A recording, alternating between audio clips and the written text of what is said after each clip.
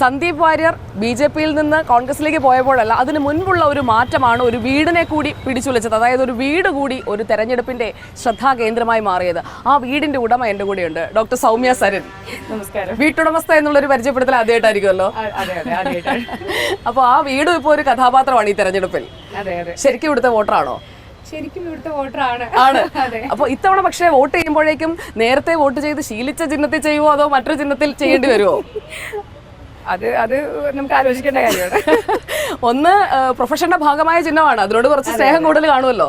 നിശ്ചയമായിട്ടും ഉണ്ടാവും. പിന്നെ ആ വ്യക്തിയോട് കുറച്ചുകൂടി അധികം സ്നേഹമുണ്ട്. അതെ, ആ വ്യക്തിയോടും വ്യക്തി ഇവിടെ ചിഹ്നം എന്ന് പറയുന്നത് നമ്മുടെയും ചിഹ്നമാണ്. ആണ്. അപ്പൊ സ്റ്റെതസ്കോപ്പിനോടുള്ള പ്രണയം തുടരും. നിശ്ചയമായും തുടരും. ഇനി നമുക്ക് കാര്യത്തിലേക്ക് വന്നാലേ, ഈ ഒരു ആന്റി ക്ലൈമാക്സ് പ്രതീക്ഷിച്ചിരുന്നോ ഈ ഒരു തെരഞ്ഞെടുപ്പ് അനൗൺസ് ചെയ്തപ്പോ? സത്യസന്ധമായിട്ട് പറഞ്ഞാൽ ഒരിക്കലും ഇല്ല. ആക്ച്വലി ആന്റി ക്ലൈമാക്സ് എന്നുള്ളതല്ല, ഇത്രയും കൂടുതൽ എന്താ പറയാ, ട്വിസ്റ്റുകൾ ഒന്നല്ലല്ലോ, ഒന്നിന് പുറകെ ഒന്നായിട്ട് പുതിയ പുതിയ പുതിയ കാര്യങ്ങളല്ലേ സംഭവിച്ചുകൊണ്ടിരിക്കുന്നത്. എന്റെ ഓർമ്മയിൽ ഇങ്ങനെ ഒരു ഇലക്ഷൻ എന്റെ ഇല്ല, ഉണ്ടായിട്ടില്ല. ചിലപ്പോൾ നമ്മളെക്കാൾ പ്രായമുള്ളവരുടെ ഓർമ്മയിൽ വേറെ ഏതെങ്കിലും ഒക്കെ കഥകളൊക്കെ ഉണ്ടാവും, ഈ കൂടുവിട്ട് കൂടുമാറ്റം. അതെ. പിന്നെ ഇപ്പൊ എന്താന്ന് വെച്ച് കഴിഞ്ഞാൽ, ഇപ്പൊ ഇതുപോലെയുള്ള രാഷ്ട്രീയ സാഹചര്യങ്ങൾ ഇതിന് മുമ്പ് ഉണ്ടായിട്ടുണ്ട്, നമുക്കറിയുന്നത്. പക്ഷേ ഈ സോഷ്യൽ മീഡിയ ഒന്നും ഇല്ലാത്തത് കൊണ്ട് തന്നെ ഇതൊക്കെ ഇത്ര വലിയ ചർച്ച ആവാനും, ഇത് നാട്ടിൽ മുഴുവൻ ചർച്ചയാണ്. കാര്യം ഇതിലും വലിയ രാഷ്ട്രീയ സാഹചര്യങ്ങളൊക്കെ ഹിസ്റ്ററി അറിയുന്നവർക്ക് ഉണ്ടായിട്ടുണ്ട്. പക്ഷെ അന്നൊക്കെ സമീപകാലത്ത് ഇത്രയും ചർച്ചയായ മറ്റൊരു സംഭവമില്ല. ശരിക്കും ഡോക്ടർ പി സരിൻ കോൺഗ്രസിൽ നിന്നിരുന്നെങ്കിൽ ഇത്രയും ഒരു ശ്രദ്ധാകേന്ദ്രമായി മാറില്ലായിരുന്നു എന്ന് എപ്പോഴെങ്കിലും തോന്നിയിട്ടുണ്ടോ? അതിപ്പോ എന്തായാലും അങ്ങനെ ആവുമല്ലോ. ഇപ്പൊ കോൺഗ്രസിൽ തന്നെ നിൽക്കുമായിരുന്നെങ്കിൽ എനിക്ക് തോന്നുന്നു ഇപ്പൊ ഈ ഒരു ഇലക്ഷൻ തന്നെ നോർമലായി അങ്ങ് കടന്നുപോയേനെ. കാര്യമായിട്ടുള്ള ഒരു ഡിജിറ്റൽ മീഡിയ പ്രചരണം ഒക്കെ ആയിട്ട് വളരെ ഇത്രയും സംഭവ ബഹുലമാവുമായിരുന്നില്ല എന്ന് എനിക്ക് തോന്നാറുണ്ട്.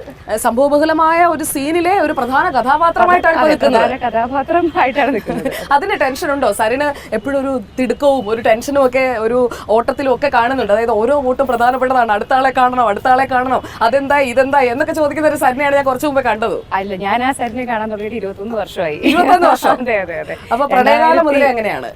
അതെ. ഞാൻ 2003 സരിനെ പരിചയപ്പെടുന്നത്. അന്ന് മുതൽ ഒരു സൗഹൃദമായിട്ടായിരുന്നു തുടക്കം. പിന്നെ കൂടുതൽ ആളെ അറിയും തോറും ആൾക്ക് നമുക്ക് ഈ ഇരട്ട മുഖം എന്ന് പറയുന്ന, നമുക്ക് എല്ലാവർക്കും അല്ലെങ്കിൽ അധിക ശതമാനം ആളുകൾക്കും അതുണ്ട്. നമ്മൾ പലപ്പോഴും ഉള്ളിലുള്ളത് പുറത്തേക്ക് കാണിക്കാൻ നമ്മൾ പലപ്പോഴും മടിക്കും. നമ്മൾ ചിലപ്പോൾ പുറത്തേക്ക് ചിരിക്കും. അങ്ങനെയാണോ? ഞാൻ ഒരു പരിധിവരെയൊക്കെ അങ്ങനെയാണ്. കാരണം ഇപ്പോഴത്തെ ശരിക്കുള്ള ചിരിയാണോ? ഇപ്പോഴത്തെ ശരിക്കുള്ള ചിരിയാണ്. പക്ഷെ കുറച്ചൊക്കെ നമ്മള് അങ്ങനെയാണ് അധിക ശതമാനം ആളുകളും എന്നുള്ളതാണ് ഡോക്ടർ എന്നുള്ള രീതിയിൽ എനിക്ക് തോന്നിയിട്ടുള്ളത്. കാര്യം എല്ലാം പുറത്തേക്ക്. പക്ഷെ സരിനെ സംബന്ധിച്ച് സരിൻ ഒരു തുറന്ന പുസ്തകമാണ്. സരിന്റെ ഉള്ളിൽ എന്താണോ അത് പുറത്തേക്ക് വന്നിരിക്കും. അപ്പൊ അതുകൊണ്ട് തന്നെ ശരിക്കും ഇപ്പൊ ഒരു ഓപ്പൺ ഹാർട്ട് സർജറിക്ക് വിധേയനായ പോലെയാണ് സരിനെ പൊതുവിൽ നമ്മൾ കണ്ടുകൊണ്ടിരിക്കുന്നത്. മനസ്സിലുള്ളതെല്ലാം അപ്പോഴേ പറയാണ്. അപ്പോ അതിപ്പോ ദേഷ്യമാണെങ്കിൽ, ഇപ്പൊ സരിൻ ആത്മാർത്ഥമായിട്ട് പറയുന്ന ഒരു കാര്യത്തിനെ അനാവശ്യമായി പ്രൊവോക്ക് ചെയ്യുക, സത്യം അറിഞ്ഞിട്ടും നമ്മളോട് വീണ്ടും നമ്മളെ മാനിപ്പുലേറ്റ് ചെയ്യാൻ വേണ്ടി ചോദ്യങ്ങൾ ചോദിക്കുക, അങ്ങനെയുള്ള കാര്യങ്ങളൊക്കെ വ്യാജ സർട്ടിഫിക്കറ്റ് ഇതൊക്കെ വി ഡി സതീശൻ വിളിച്ചപ്പോഴത്തേക്കും അങ്ങനെയാണ് ഈ വോട്ട് ചേർത്തതെന്നൊക്കെ പറഞ്ഞപ്പോഴേക്കും ഒരു വിഷമം തോന്നിയില്ലേ? കാരണം അവർക്കൊക്കെ വേണ്ടി അവരുടെ പരിപാടികളിലൊക്കെ ഒരു സ്ഥിരം മുഖമായിരുന്നല്ലോ സൗമ്യ. അതെന്തായാലും നമ്മളെ പറ്റി ഇപ്പൊ ഇതൊക്കെ മാറ്റി നിർത്തിയാൽ പോലും നമ്മുടെ സത്യസന്ധത അല്ലെങ്കിൽ അങ്ങനെ നമ്മളെ വ്യാജം എന്നൊക്കെ വിളിക്കുന്ന സമയത്ത് നിശ്ചയമായിട്ട് നമുക്ക് സങ്കടം വരുമല്ലോ. കാര്യം അങ്ങനെ ഒരു കാര്യമില്ല എന്നുള്ളത് അവർക്കും അറിയാം, നമുക്കും അറിയാം. എന്നിട്ടും ഒരു വാർത്ത ഉണ്ടാക്കാൻ വേണ്ടി അനാവശ്യമായി നമ്മളെ വലിച്ചഴക്കുക എന്ന് പറയുമ്പോൾ അത് ഒരു വ്യക്തി എന്ന രീതിയിൽ എനിക്ക് വളരെയധികം റോങ് ഫീഡ് കിട്ടിയിട്ട് ചെയ്തതായിരിക്കുമോ? അതിനും സാധ്യത ഇല്ലാതില്ല. പക്ഷെ ഇതൊക്കെ ഒരു ചെറിയ കാര്യമാണോ? കൃത്യമായിട്ടുള്ള ഒരു ബാക്ക്ഗ്രൗണ്ട് സ്റ്റഡി നടത്തിയിട്ട് ചെയ്യേണ്ട കാര്യങ്ങളല്ലേ. അപ്പോൾ അതൊരു മാധ്യമത്തിലോ അല്ലെങ്കിൽ ഒരു മാധ്യമമല്ല, കേരളം മുഴുവൻ കേൾക്കത്തക്ക രീതിയിൽ പറയുന്ന സമയത്ത് അത് എന്തായാലും നമുക്ക് വിഷമം ഉണ്ടാക്കുന്ന ഒരു കാര്യം. ഈ വീടിനെ പറ്റി സൗമ്യ നേരത്തെ പറഞ്ഞിട്ടുണ്ടായിരുന്നു. അപ്പോൾ ഞങ്ങൾ ഇങ്ങനെ ഇരുന്ന് സംസാരിക്കുന്ന വേളയിൽ അത് ഓർത്തിട്ട് ഞാൻ പറഞ്ഞു, സൗമ്യ അവിടെ വീട് നേരത്തെ വാങ്ങിയതല്ലേ എന്നൊരു സംശയം അവിടെ ചോദിക്കുകയാണ്. അതിനുശേഷം നമ്മൾ പരിശോധിക്കുമ്പോൾ ശരിയാണ് 2017-18 അല്ലേ? ഞാൻ ആക്ച്വലി ഞാൻ 5 വർഷം പാലക്കാട് നെന്മാറ അവൈറ്റിസ് ഹോസ്പിറ്റലിലെ പീഡിയാട്രീഷ്യൻ ആയിരുന്നു. ഞാൻ 2018 അവിടെ ജോയിൻ ചെയ്തിട്ട് കുറച്ച് സമയത്തിനുള്ളിൽ വാങ്ങിയ അത് വലിയൊരു മോഹവും സ്വപ്നവും ഒക്കെ ആയിരുന്നു സ്വന്തമായിട്ട്. എനിക്ക് ഞാൻ പാലക്കാടുകാരിയാണ്, പാലക്കാട് ജില്ലയിൽ ജനിച്ചു വളർന്ന ആളാണ്. അപ്പൊ പാലക്കാട് ഒരു വീട് വേണം എന്ന്. ശരിക്കും വീട് എവിടെയാ? മണ്ണാർക്കാടാണ്.